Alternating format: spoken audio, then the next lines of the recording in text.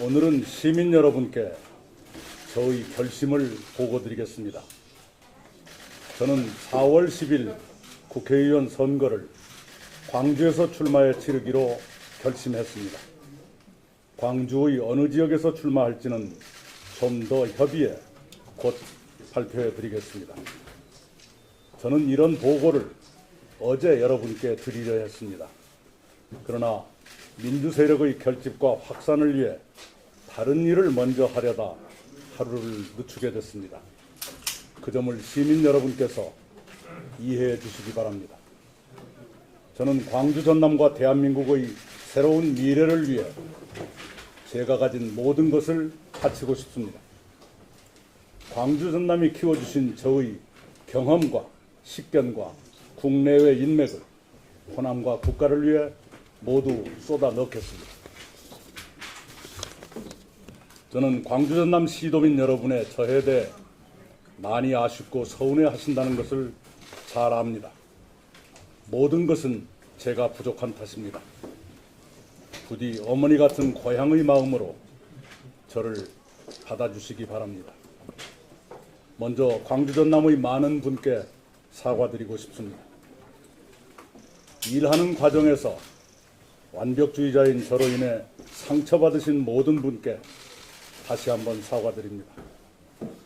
박근혜, 이명박 전 대통령 사면을 부적절하게 거론했던 일을 거듭 사과드립니다.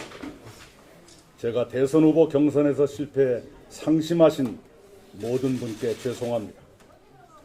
지난 대선 때 저는 후보보다 더 많이 유세하며 나름대로 노력했으나 결국 패배해 미안합니다. 특히 제가 민주당을 나와 당원 여러분께 걱정을 드린 것이 몹시 송구스럽습니다. 존경하고 사랑하는 광주 시민 여러분, 윤석열 정부는 1987년 민주화 이후 최악의 정부로 평가될 것입니다.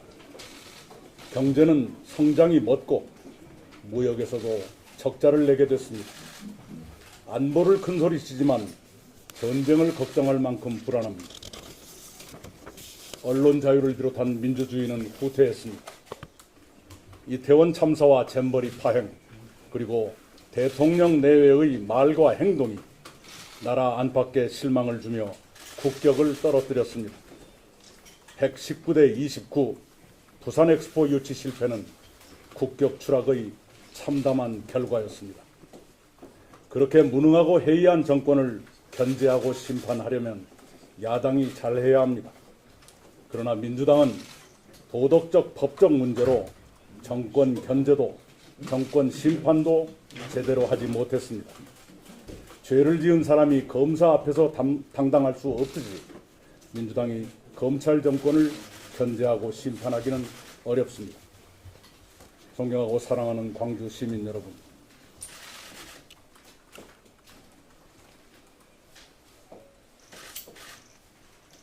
저희 아버지는 평생을 아무런 보상도 없이 헌신한 이름 없는 민주당 당원이셨습니다. 4.19가 일어났던 것이 제가 초등학교 3학년 시절입니다. 4.19로 민주당은 처음으로 여당이 됐습니다. 그해 여름에 학교를 마치고 집에 왔는데 집 뒤안에서 남자 울음소리가 들렸습니다. 가봤더니 상추밭에 소처럼 큰 저희 아버지가 엎드려 울고 계셨습니다. 아버지, 어째 운다오? 울지 말으란 게라. 아버지는 울음을 그치지 않았습니다. 한참 우신 뒤에 울음을 그치고 저에게 설명을 했습니다. 모처럼 여당이 된 국회의원이 아버지에게 이동지 이력서 한 장 써와. 어쩌라. 자네가 dob성 조합장 하소.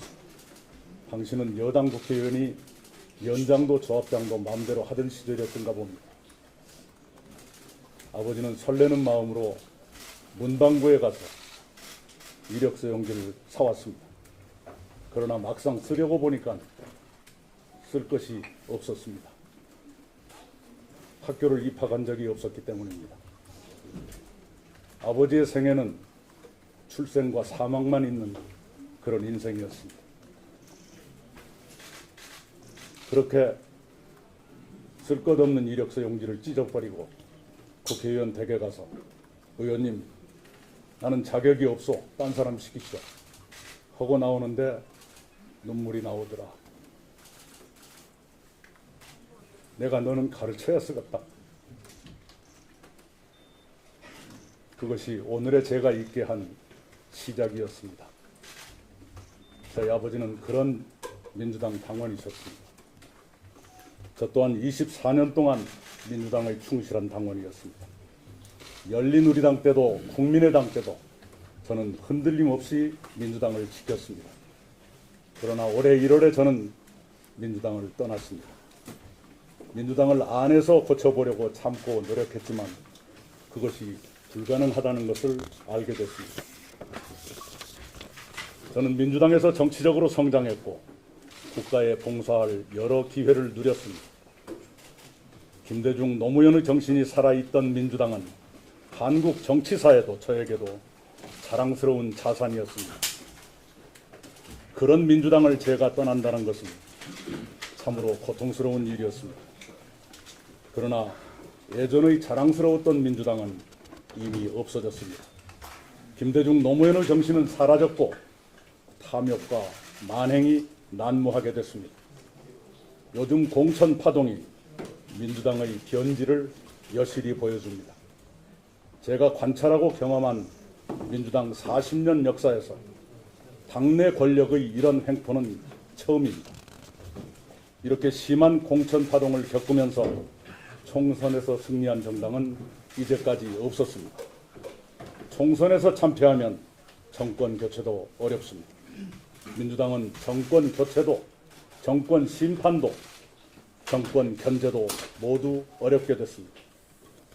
지금 우리는 민주당의 붕괴를 넘어 대한민국의 붕괴를, 대한민국 민주주의의 붕괴를 보고 있습니다. 민주당의 정신을 되찾아야 합니다. 민주당이 못하는 정권 심판과 정권 교체를 해야 합니다. 그런 일을 할 수 있는 새로운 정치 세력이 필요합니다. 대한민국 민주 세력의 재건을 위한 토대가 필요합니다. 저희가 신당 새로운 미래를 결성한 이유가 바로 그것입니다. 김대중 대통령은 1995년 새정치국민회의를 창당해 2년 뒤에 수평적 정권교체에 성공하셨습니다. 그때 김대중 대통령은 좌우의 극단 세력을 배제하고 중산층과 서민을 돕는 정당을 만들겠다고 하셨습니다.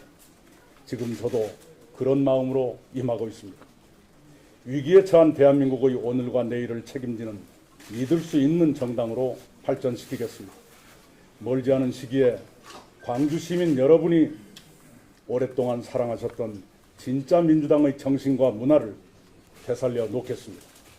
김대중, 노무현 정신을 지키고 시대에 맞게 성숙시키겠습니다.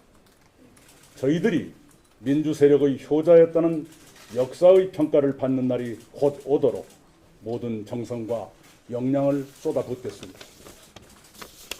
광주를 비롯한 호남은 다른 지역에 비해 점점 더 낙후하고 있습니다. 그 이유의 하나는 정치가 약해졌기 때문입니다. 광주를 비롯한 호남의 국회의원이 누구인지 외지에서는 알지 못합니다. 전국에 알려진 큰 정치인이 호남에는 없습니다. 이번에 광주에서는 아주 특별한 한 사람만 빼고 현역 의원이 모두 탈락했습니다. 그러면 광주는 큰 정치인을 가질 수가 없습니다. 민주당이 좋은 정치인을 키우지 않고 싹을 자른다면 이제는 시민의 힘으로 정치인을 키워야 합니다. 광주와 호남의 미래를 위해 큰 정치인을 만듭시다. 시민 여러분이 저에게 기회를 주신다면 제가 반드시 보답하겠습니다. 이상입니다.